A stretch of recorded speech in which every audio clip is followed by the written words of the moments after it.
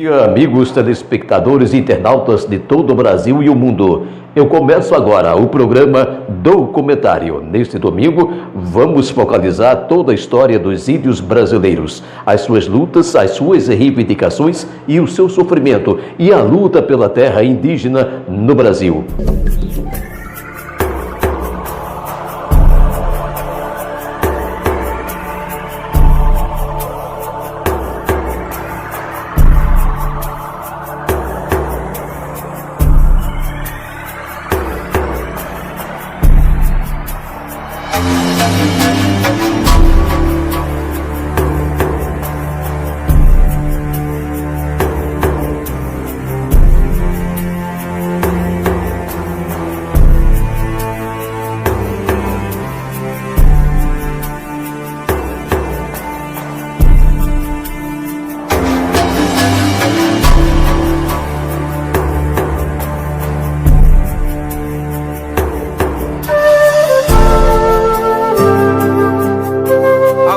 Me chamou, gravado, uma coisa assim, me chamou.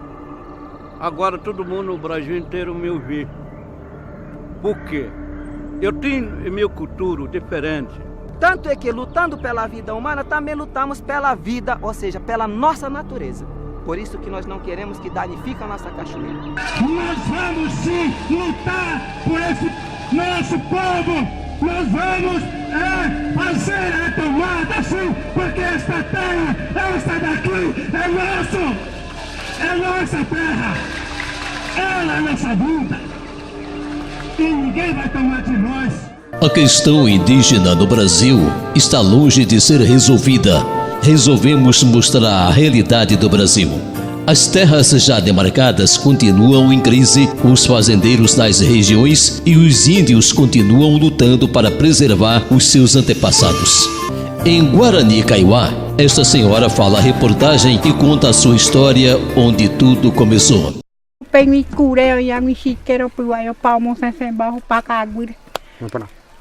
Então, quando ela tinha acho que de 10 anos de idade, tinha uma oca desse daqui, era duas, que é onde ele plantava, guardava o arroz e as coisas de comer. Quando os fazendeiros começaram a chegar, a fazer o tiro e mandar eles embora a família, passando pro lado do rio.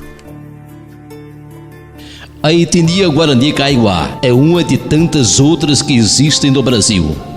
Homens e mulheres que fazem parte de uma população de praticamente 897 mil pessoas que se reconhecem como índios.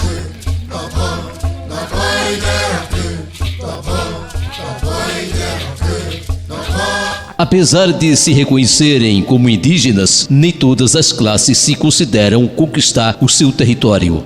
Os Guarani Kaiowá ainda lutam pelo reconhecimento da terra sagrada.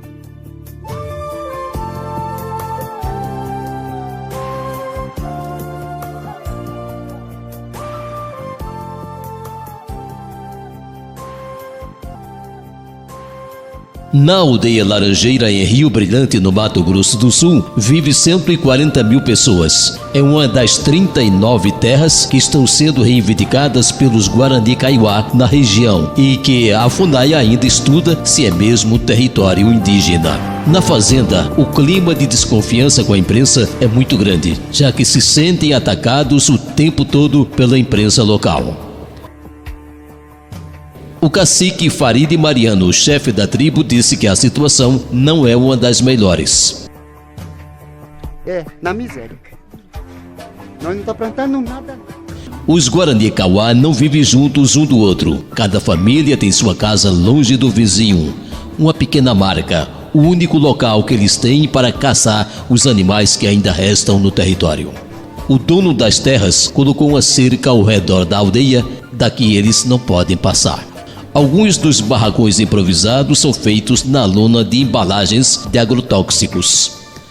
As condições precárias vividas pelos índios é como uma resistência. Por uma decisão da justiça, eles aguardam um local definido da área a ser demarcada como território sagrado para Guarani Kaiowá. Para eles, o ideal seria de 11 mil metros quadrados. Hoje, eles estão concentrados em apenas 25 hectares.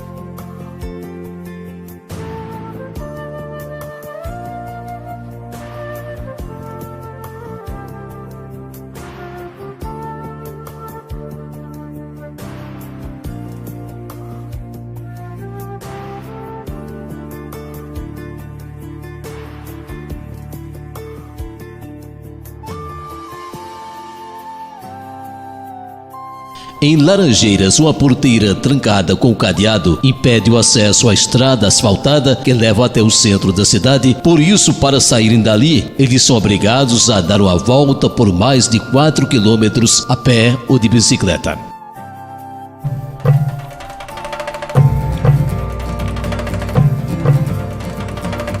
O seu Raul, fazendeiro responsável pela chave do cadeado. Além dele, só quem tem a chave do cadeado é a Secretaria de Atenção à Saúde Indígena e o motorista do ônibus escolar.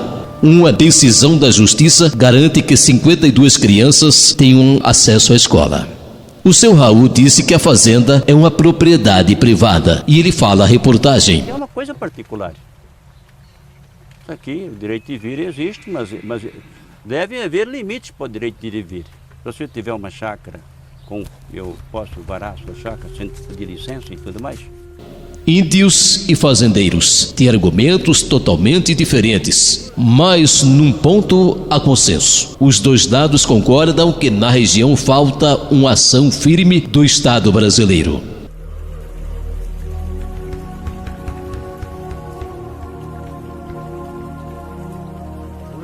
A situação já se arrasta por mais de 5 anos. A FUNAI está fazendo estudos que se baseiam principalmente que os próprios indígenas contam que já a terra tomada por plantações nem sempre revela algo histórico.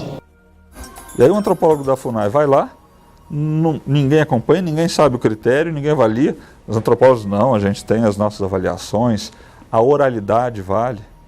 Houve sempre movimentos, tanto parte dos produtores rurais, do próprio governo do Estado, para que não houvesse identificação desses territórios. Ações judiciais foram movidas, toda uma mobilização foi efetivada para que não houvesse a identificação desses territórios. Mas ainda não há um resultado desses estudos. E quando alguma decisão é tomada, bate de frente com a disputa judicial. Aqui na região dos Guarani Kaiowá, a gente tem terras indígenas já homologadas, já reconhecidas, demarcadas, delimitadas, homologadas e registradas em cartório da União, mas que foram judicializadas, ou seja, tiveram seu decreto de homologação suspenso, estão na justiça e, portanto, os indígenas não têm posse efetiva dessa terra. Só no ano passado, 2 lideranças foram mortas. E neste ano, o rapaz de apenas 15 anos de idade foi assassinado quando pescava com o irmão na fazenda ao lado da sua aldeia em Carapó.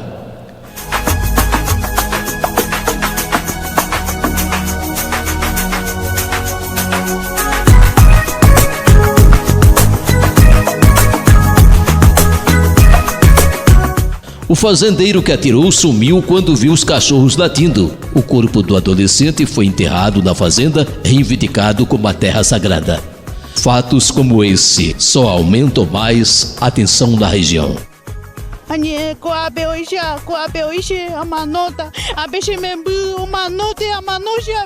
A situação dos Guarani Kaiowá, que chamam a atenção do resto do país desde o fim do ano passado, quando a carta da comunidade foi divulgada. Nela, os índios dizem que em pouco tempo todos vão morrer.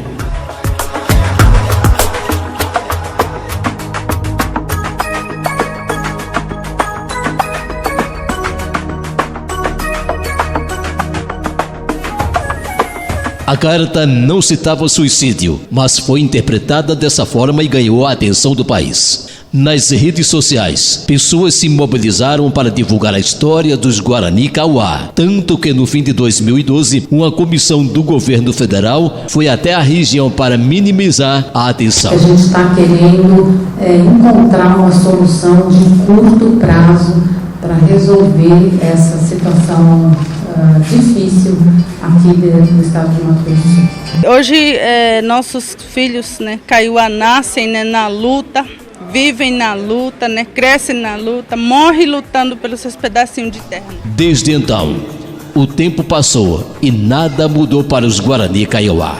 Na época, o secretário de Articulação Social, Paulo Maldos, acompanhou todo o processo e disse que a solução não deve ser rápida. Os antropólogos contratados que fazem os estudos, Então, esses estudos, o que eu posso dizer é que foi feito um compromisso na Assembleia Indígena.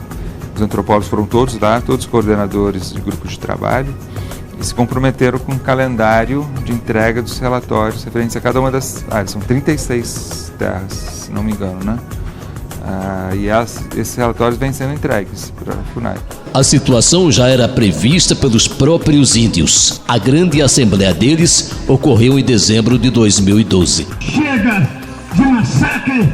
Chega de blá blá blá! Chega! Nós olhamos aqui para vocês e vocês ficam falando que vai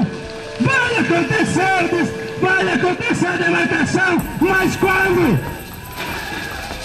Não traz nenhuma solução para o meu povo. Ládio Veron foi torturado e viu seu pai, Marco Veron, ser assassinado.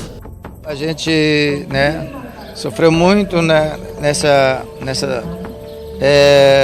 massacre que a gente teve, com os fazendeiros, capanga do fazendeiro, A gente perdemos o grande cacique, o nosso liderança também maior aqui do Mato Grosso do Sul, que era o cacique Marco Veron, meu pai, Mas no caso Marcos Veron, os acusados não foram condenados pelo crime de homicídio, apenas por sequestro, tortura e formação de quadrilha. Com essa demora toda já foi aí 284 lideranças mortos, E a gente aguarda mesmo que um dia a gente espera justiça, Justiça por essas pessoas que hoje estão livres e soltos, que mataram nossos lideranças indígenas.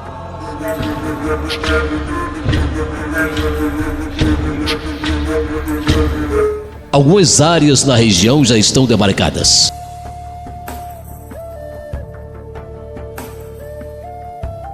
Homologadas em 1965. O local não parece uma aldeia, e sim várias chácaras com casas de alvenaria. O cacique de Jagapiru está lá, mas não é reconhecido e respeitado como cacique por todos ali. O cacique deu boas-vindas à imprensa com festa tradicional deles. Ele se esforça para manter a tradição do seu povo para não ficar no esquecimento. O canto de boas-vindas é entoado por toda a sua família indígena. Mas esse tipo de boas-vindas está se acabando naquela área e vai se perdendo na altura que eles migram para as cidades. Na aldeia de Getúlio vivem praticamente 14 mil pessoas, numa área de 3.500 hectares que convive 3 gerações que no passado não viviam no mesmo ambiente. Um mês para chegar lá. Esse é o vizinho mais perto já. Então esse é o nosso vizinho. Antigamente vivia assim. Então o nosso vizinho, que um espaço bom para nós. Chega lá, fica uma semana, 2 semanas lá, aí volta para casa. Então agora não. Do jeito que nós estamos aqui, tira os pés da casa, a gente já vê a casa do vizinho. A indigenista Carmen Figueiredo explica que muitas vezes o espaço reivindicado pelos indígenas não são compreendidos e é preciso lembrar que há noções diferentes de espaços. Mas a forma de lidar com o espaço, a sua cultural, de uso e tudo dos índios é diferente. Então eles precisam daquela floresta. Se eu preciso caçar para sobreviver, vou caçar um porcão. Esse porcão, para reproduzir, se você for fazer a cadeia, para reproduzir, que espaço que ele precisa? Ele vai se alimentar também de outros, Ele também tem a alimentação dele. Se for fazendo até o topo da cadeia, o espaço que todo mundo precisa, as pessoas falam, mas a área indígena é muito grande e tal, não sei lá o quê. Faça a cadeia toda. A gente está numa discussão que, se for seguir essa lógica de raciocínio, de precisa mais território, demarca, amplia, precisa de mais território, demarca, amplia, a pergunta é, onde nós vamos parar quando? Na verdade, é uma falsa questão. Porque nós temos terras indígenas, por exemplo, Parque Nacional do Xingu, ele fez 50 anos. Há algum pedido de ampliação do Parque Nacional do Xingu? Há um pedido de ampliação da terra indígena dos Cajuel? algum pedido de ampliação de terra indígena que estão tituladas há 50, 60, 70 anos? Então, eu desconheço. Com o confinamento de pequenas áreas, surgem outros problemas para o cacique Getúlio. A falta de esperança resulta muitas vezes em atitudes drásticas em suicídio. Então isso, suicídio traz aqui para nós. Mas esse que a gente vê, existe essa doença. Mas essa doença quem pode curar? O médico não pode curar, ninguém não pode curar. Mas o sonho de Getúlio não morre. Ele imagina em um dia voltar a ver um espaço maior e ter a vida de quando era criança. Eu espero que vai dar tudo certo. Só a gente ir para no espaço para a gente tomar aquele espaço, aquele nosso tecorrana. Ali vai ter alegria para nós, ali vai ter xixa, ali vai ter reza, ali vai ter comida para nós, mas se aqui vai ser difícil resolver, nesse pedacinho de diário, porque é difícil.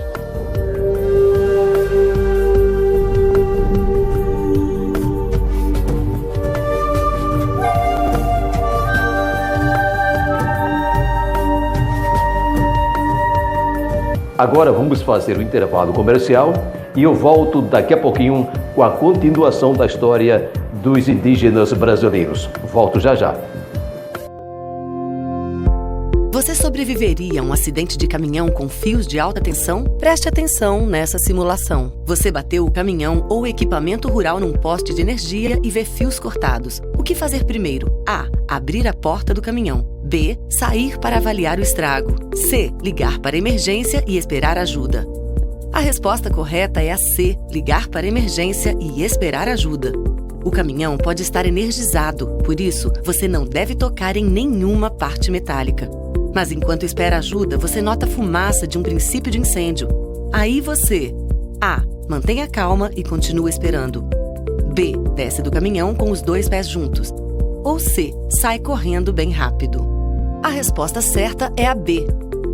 Em caso de incêndio, abra a porta sem tocar em nada metálico e desça com os 2 pés juntos. Depois, dê passos bem curtinhos. Mantenha calma, pois tirar um dos pés inteiro do chão pode causar um grande choque. Caso esteja em algum lugar que não seja possível andar com os 2 pés juntos, saia do caminhão com os 2 pés e pule com um pé só até um local seguro. Não troque de pés ou encoste o outro pé no chão.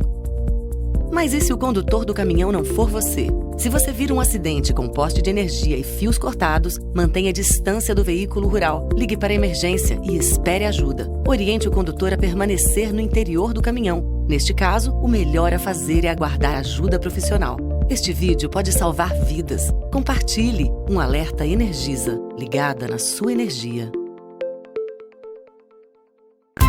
Farmácia Fonte de Vida, medicamentos e perfumarias mais baratos da cidade. Lembrando que temos medicamentos do governo federal. Traga a sua receita e leve o seu de graça. Atendemos todos os cartões de crédito e descontos em qualquer mercadorias. Fones 3261-1349 ou 99812-1000. Farmácia Fonte de Vida. Organização Joca e Ana. Rua Feliciano Pedrosa, Centro Belém.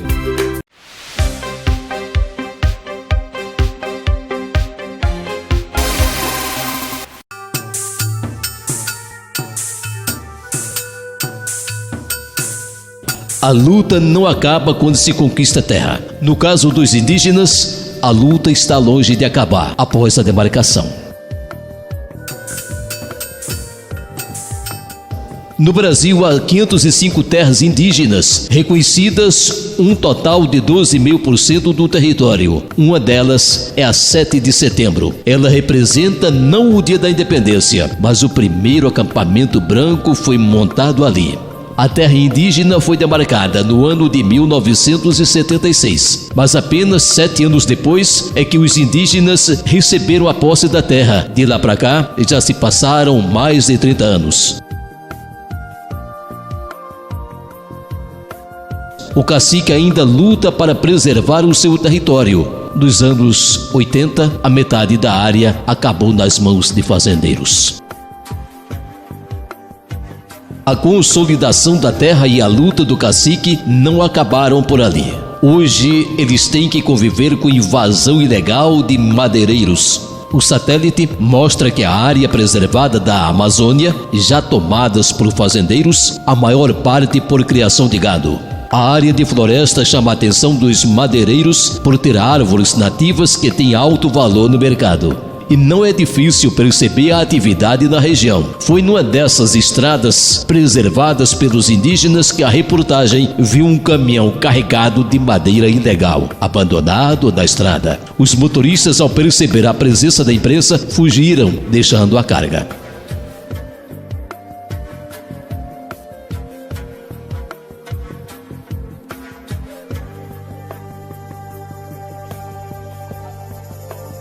Apesar de alguns índios se envolverem no mercado legal de madeira, a maioria não concorda com essa atitude.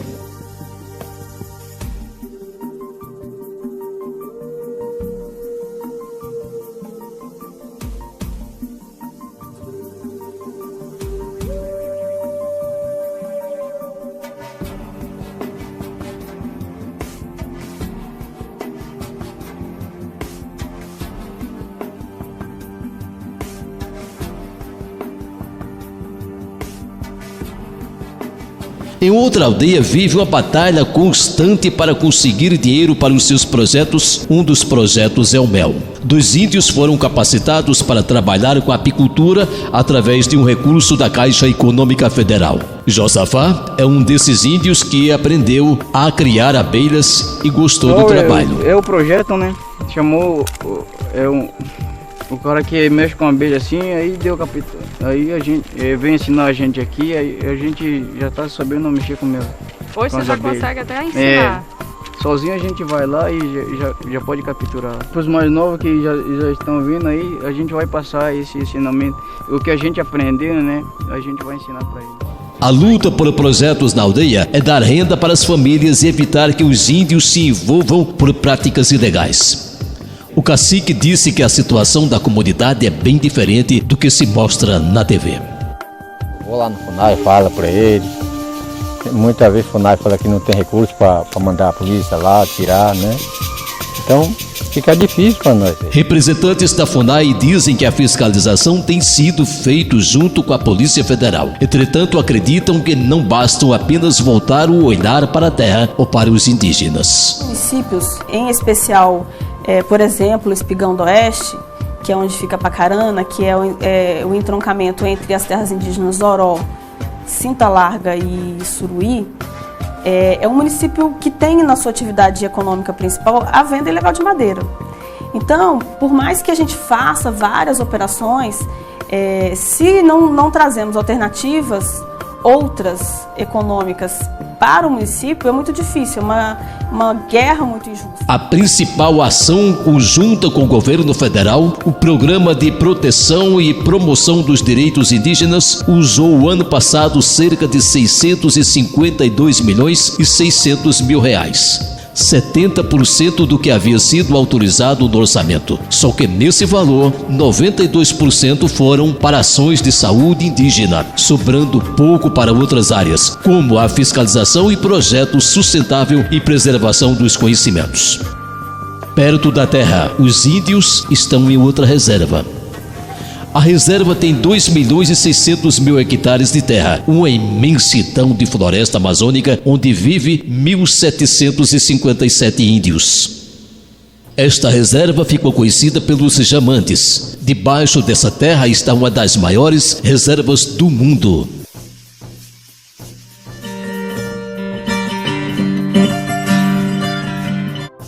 Os garimpeiros ilegais invadiram a terra e seduziram alguns índios pela febre do ouro. Estima-se que daqui já saíram mais de 200 milhões de dólares da pedra mais cobiçada pelo planeta. Não há sinal de riqueza na reserva. As casas são muito humildes. Os moradores vivem muitas vezes dependendo de ajuda do governo para sobreviverem. O coordenador das organizações indígenas da Amazônia brasileira acredita que a política assistencialista dada pela FUNAI no passado contribuiu para isso. Isso trouxe para eles grandes problemas, porque eles não têm iniciativa nenhuma por parte do próprio governo, que é a FUNAI, e a gente vê muito pouco a educação para esse povo. E a conscientização de que fazer valer a cultura deles é importante e não fazer para eles, e sim ensinar a eles preservação.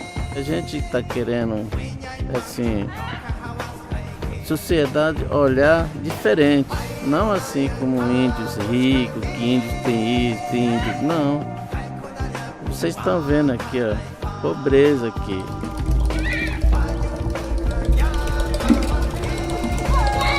Vamos fazer mais um intervalo comercial e eu volto daqui a pouquinho. Você sobreviveria a um acidente de caminhão com fios de alta tensão? Preste atenção nessa simulação. Você bateu o caminhão ou equipamento rural num poste de energia e vê fios cortados. O que fazer primeiro? A. Abrir a porta do caminhão. B. Sair para avaliar o estrago. C. Ligar para a emergência e esperar ajuda. A resposta correta é a C. Ligar para a emergência e esperar ajuda. O caminhão pode estar energizado, por isso você não deve tocar em nenhuma parte metálica. Mas enquanto espera ajuda, você nota a fumaça de um princípio de incêndio. Aí você: A. Mantenha calma e continua esperando. B. Desce do caminhão com os 2 pés juntos. Ou C. Sai correndo bem rápido. A resposta certa é a B. Em caso de incêndio, abra a porta sem tocar em nada metálico e desça com os 2 pés juntos. Depois, dê passos bem curtinhos. Mantenha calma, pois tirar um dos pés inteiro do chão pode causar um grande choque. Caso esteja em algum lugar que não seja possível andar com os 2 pés juntos, saia do caminhão com os 2 pés e pule com um pé só até um local seguro. Não troque de pés ou encoste o outro pé no chão.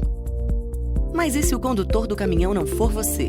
Se você vir um acidente com poste de energia e fios cortados, mantenha a distância do veículo rural, ligue para a emergência e espere ajuda. Oriente o condutor a permanecer no interior do caminhão. Neste caso, o melhor a fazer é aguardar ajuda profissional. Este vídeo pode salvar vidas. Compartilhe. Um alerta Energisa, ligada na sua energia. Farmácia Fonte de Vida, medicamentos e perfumarias mais baratos da cidade. Lembrando que temos medicamentos do governo federal. Traga a sua receita e leve o seu de graça. Atendemos todos os cartões de crédito e descontos em qualquer mercadorias. Fones 3261-1349 ou 99812-1000. Farmácia Fonte de Vida. Organização Joca e Ana. Rua Feliciano Pedrosa, Centro Belém.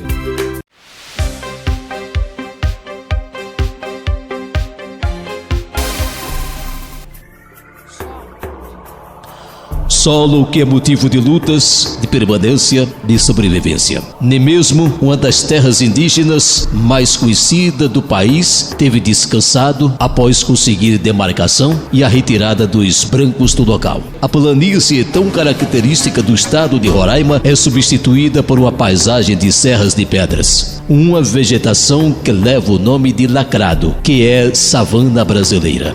Rios que cortam os vales com águas cristalinas e surpreendem quem vem aqui pela primeira vez. Há 4 anos, uma dessas paisagens haviam sido substituídas por plantação de arroz. Mas com a saída dos fazendeiros da região, agora quem mora na vila são os próprios indígenas.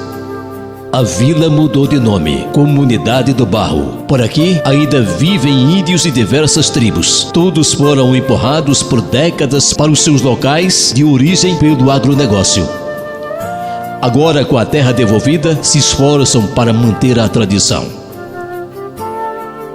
Agora vamos até a comunidade de Pedra Branca. Uma das principais atividades do povoado é a pecuária. Hoje são mais de 70 mil cabeças de gado. A criação começou com o projeto da Igreja Católica, que doou uma vaca para cada índio. Do gado se aproveita a carne e o leite e se faz o tradicional queijo de manteiga que alimenta o consumo interno.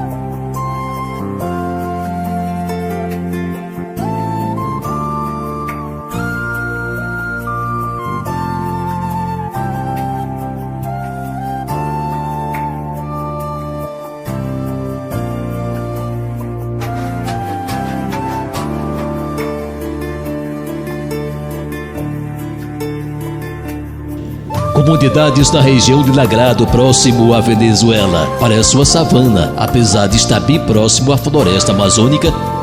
Fique agora com um pouco da paisagem das regiões brasileiras.